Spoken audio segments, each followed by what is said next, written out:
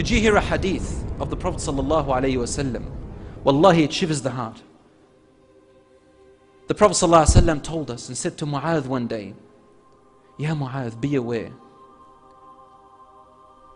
He said, on the day of judgment, a scholar and a donator of wealth and a mujahid fi sabilillah will be brought.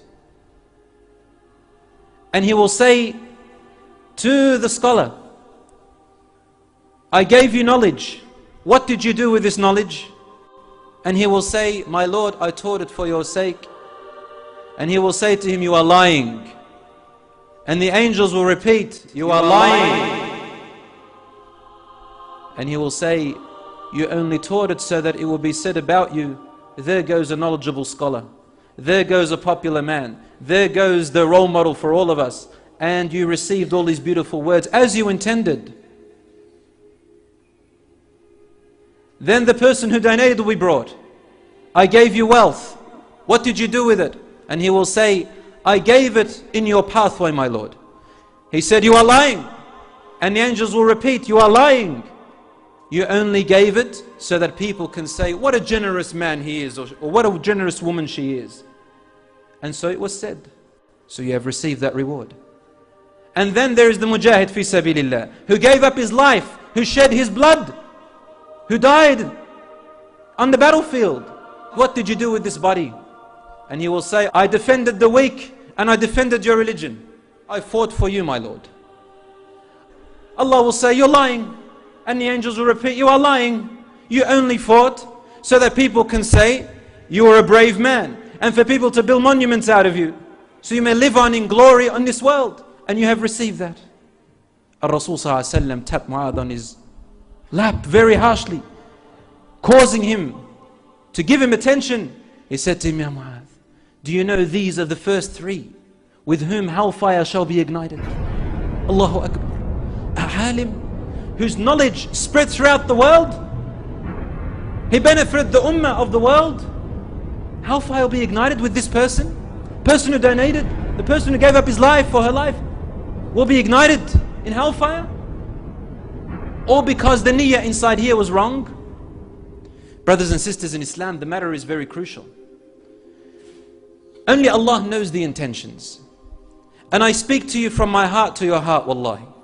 For what I am about to say to you and bring your attention to, my young brothers and sisters in Islam, I advise myself before you. And only Allah knows who is better than others. And I am not here to judge. Brothers and sisters in Islam, let me make it absolutely clear that any advice I give today is not to be used as a weapon against others. Nor am I giving you ammunition so that you can go out and look at people and begin to judge them. And then praise yourselves. Be aware. Allah subhanahu wa ta'ala says in the Quran, فَلَا تُزَكُّوا أَنفُسَكُمْ هُوَ أَعْلَمُ بِمَنِ اتَّقَى. Never praise yourselves in piety. He is the one who knows who is truly pious. And you are not a person who goes out judging people of their niyyah. Let me remind you of an incident. I believe one of the Sahabas, he was fighting on the battlefield, and one of the enemies fell to the ground, lost his weapon.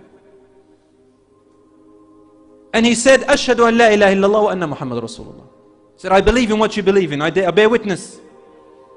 But the Muslims still killed him. When the Prophet ﷺ found out, he got upset. He said, "Ya Rasulullah, he only said it out of fear." Rasul ﷺ replied to him by saying, "Ashaqaqta an qalbih?" Did you open up his heart to look inside? This is a person who, for any normal person, you would think, obviously he said it out of fear. But what was the response of the Prophet ﷺ? Ashaqaqta an qalbih? Did you open his heart and look inside? You'll be questioned about this. What if he really meant it?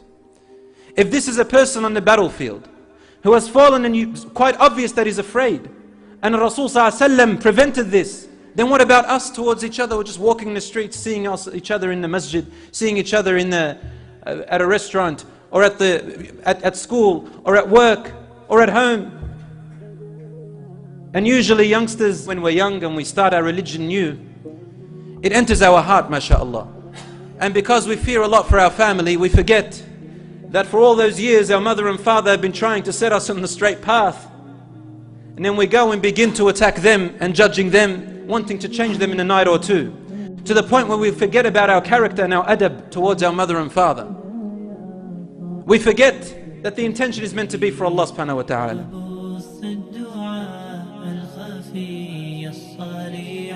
يسعك الفضاء الرحيب الفسيح سبيل الدموع سبيل